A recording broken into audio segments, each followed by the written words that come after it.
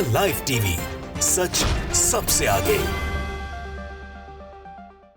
मध्य प्रदेश में जब 2020 में सरकार गिराने का कृत्य भारतीय जनता पार्टी ने करा था, तब ये कहा गया था, भाजपा की तरफ से प्रचारित किया गया था कि, और गोदी मीडिया ने उसने पूरा साथ दिया था कि मध्य प्रदेश में कांग्रेस ने सिंधिया के नाम पे, सिंधिया जी के चेहरे पर सरकार बनाई और फिर सिंधिया जी को मुख्यमंत्री नहीं बनाया, कमलनाथ जी को मुख्यमंत्री बना दिया। आज की तारीख में यही जो दुष्प्रचार है भाजपा के लिए लोग कर रहे हैं, जो दुष्प्रचार भाजपा ने करा था, और उस दुष्प्रचार को अब भाजपा को ही झेलना पड़ रहा है कि लोग कह रहे हैं कि मुख्यमंत्री का चेहरा शिवराज सिंह चौहान जी का दिखाया और उनको ठग लिया। शिवराज सिंह चौहान जी को ठिकाने लगा के राजनीतिक तौर पर मोहन यादव जी, नया नवेला चेहरा जिनका है, उनको लाके मुख्यमंत्री बना दिया। एक वीडियो मध्य प्रदेश में और देश में मध्य प्रदेश के ज़रिए से वायरल हो रहा है बड़ी तेज़ी से, जिसमें जो महिलाएं हैं प्रदेश में कुछ, वो शिवराज सिंह चौहान जी को देख कर रो रही हैं और कह रही हैं कि हमने तो वोट आपको दिया था, फिर ये कैसे हो गया। और उनको ये बार बार भावुक होना पड़ रहा है। यहाँ तक कि एक बयान तो शिवराज सिंह चौहान जी ने ऐसा दिया है कि दिल्ली जाने से बेहतर है कि मरना पसंद करूँगा। उसको हर कोई कह रहा है कि इनकी मन की पीड़ा जो है वो अच्छे शब्दों में बाहर निकल रही है। जनसत्ता ने लिखा है कि बहनों ने आपको चुना है, आप सबके चहेते हो। शिवराज सिंह चौहान से गले लग फपक फपक कर रो पड़ी महिलाएं। इसके बाद शिवराज कहते हैं मैं भी कहीं नहीं जा रहा। ये सारी चीज़ें आगे की लिखी हैं। मैं आपको वीडियो दिखाता हूँ, उस वीडियो में आपको समझ में आएगा कि कैसे महिलाएं रो रही हैं शिवराज सिंह चौहान जी से गले लग के, और कह रही हैं कि मतलब साफ है उनका कि भैया जनता को ठग लिया आप लोगों ने, चेहरा दिखाया किसी का, मुख्यमंत्री बनाया किसी को। भाजपा को भी उम्मीद थी नहीं, अब वो कैसे सत्ता में आए तो सभी जानते हैं, लेकिन ये वीडियो देखिए आप। और आपने, हमने आपके लिए, बहनों ने आपको चुना है, आपको वोट दिया था भैया मध्य प्रदेश में। तो ये सारी की सारी चीज़ें हैं जो बीजेपी की चिंता बढ़ा रही हैं। भारतीय जनता पार्टी की चिंता इसलिए बढ़ रही है कि कहीं राजस्थान में वसुंधरा राजे जी और मध्य प्रदेश में शिवराज सिंह चौहान जी, ये दोनों नेता बगावत ना कर दें, इतना अपमान इनका कर दिया गया है। और अगर इन्होंने बगावत कर दी तो शायद जो सिंधिया जी ने किया था उससे कहीं ज़्यादा चोट भाजपा को पहुंचने वाली है, क्योंकि ये दोनों बड़े नेता हैं कद में और असर भी रखते हैं उन लोगों की तुलना में जो सिंधिया जी के रूप में कांग्रेस से बीजेपी में गए हों।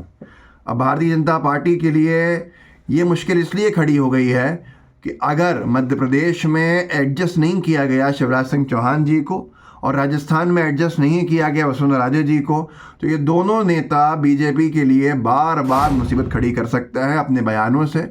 इनके संपर्क में कई सारे विधायक बताए जाते हैं कि कई सारे बीजेपी के विधायक इनसे जुड़े हुए हैं, दोनों नेताओं से, राजस्थान और मध्य प्रदेश में।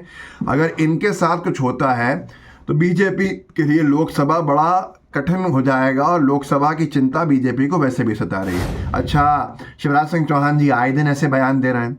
जो मैंने आपको बताया था कि उन्होंने कहा कि मैं दिल्ली जाना, अपने खुद के लिए कुछ मांगने के लिए दिल्ली जाने से बेहतर समझूंगा कि मर जाऊं। वो बयान भी बहुत तेज़ी से वायरल हुआ है, वो भी दिखा देता हूं आपको मैं। एक बात मैं बड़ी विनम्रता के साथ कहता हूं, अपने लिए कुछ मांगने जाने से बेहतर मैं मरना समझूंगा, वो मेरा काम है। तो ये सारी की सारी चीज़ें भाजपा की आला कमान को टेंशन में तो डाल ही रही हैं कि ये नेताओं के ऐसे बयान, अभी तो शिवराज जी के आ रहे हैं, वसुंधरा जी के अगर बयान आना शुरू हो जाएंगे तो भाजपा कहाँ जाएगी। भारतीय जनता पार्टी ने राजनीतिक तौर के ऊपर, बीजेपी के कुछ नेताओं ने इन दो नेताओं को राजनीतिक तौर पर निपटा तो दिया ताकि ऊपर कंपटीशन ना हो, लेकिन क्या पॉलिटिकल पंडित्स कह रहे हैं कि कुछ बहुत बड़ी गलती बीजेपी ने स्टेट्स में नहीं कर दी है? क्या भाजपा के लिए मुसीबत ना खड़ी होने वाली है? क्या भाजपा के लिए मुश्किलें तो नहीं खड़ी होने वाली हैं? क्या भारतीय जनता पार्टी 2028 के चुनाव में राज्यों का जब होगा उसका भुगतान तब करेगी, या भारतीय जनता पार्टी इसका भुगतान लोकसभा में ही कर देगी? ये चिंता बीजेपी के हर एक नेता, हर एक कार्यकर्ता की बढ़ती ही जा रही है। एनडीटीवी ने ये भी डाला जब शिवराज सिंह चौहान जी ने ये जो नए मुख्यमंत्री हैं इनकी शपथ से एक दिन पहले, मतलब परसों, पत्रकारों को बुला के उनका भोजन का इंतज़ाम किया था, और वहाँ पर अपने घर पे आखिरी समझ लीजिए मुलाकात थी, क्योंकि मुख्यमंत्री निवास छोड़ना पड़ेगा। तो उन्होंने उसमें कहा था कि अब विदाई का समय है। तो वो भी एक भावुकता थी, और उससे भी कई सारे मायने उसके निकाले गए। एनडीटीवी ने लिखा कि अब विदा, मामा शिवराज सिंह चौहान जाते जाते हुए इमोशनल। और आगे लिखते हैं, मध्य प्रदेश के नवनियुक्त मुख्यमंत्री मोहन यादव के शपथ ग्रहण समारोह से कुछ घंटे पहले पूर्व मुख्यमंत्री शिवराज सिंह चौहान ने कहा कि नए मुख्यमंत्री राज्य की नई ऊंचाइयां, ये वो सारी चीज़ें जो कही जाती हैं। उसके बाद उन्होंने कहा, जब उन्होंने ये कहते हुए अलविदा कहा, अब विदा जस की तस रख देनी चदरिया, अब अलविदा और इसे वैसे ही छोड़ दो। तो ये सारी की सारी चीज़ें हैं जिससे साफ समझ में आ रहा है कि भारतीय जनता पार्टी में सब कुछ ठीक नहीं है। और अगर भाजपा में सब कुछ ठीक नहीं है तो हालात कितने भयावह होंगे भाजपा के लिए, इसका अंदाज़ा आप लगा सकते हैं। काठ की हांडी कहते हैं बार बार नहीं चढ़ती।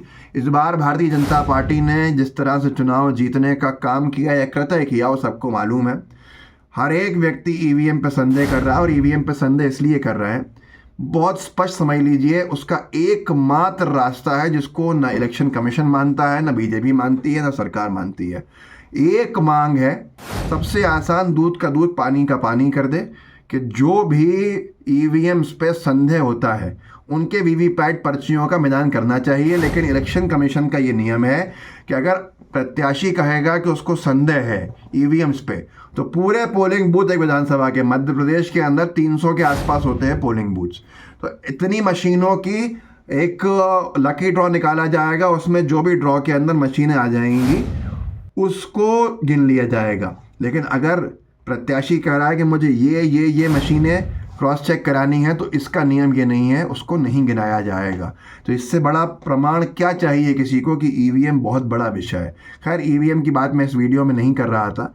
मैं जो आपको दिखाना चाहता था, जो बताना चाहता था, वो साफ है। शिवराज सिंह चौहान जी साफ तौर के ऊपर दिख रहे हैं कि वो आउट हैं। उनकी कहीं ना कहीं नाराज़गी, और वसुंधरा जी तो छुपा भी नहीं पा रही अपनी नाराज़गी। सुधीर चौधरी तो उनका पूरा शो ही चला चुका कि कितनी नाराज़ हैं, और बहुत अपमानजनक था वो शो मेरे हिसाब से। तो खैर, इस वीडियो को आगे बढ़ाइएगा, लोगों को जागरूक कीजिएगा।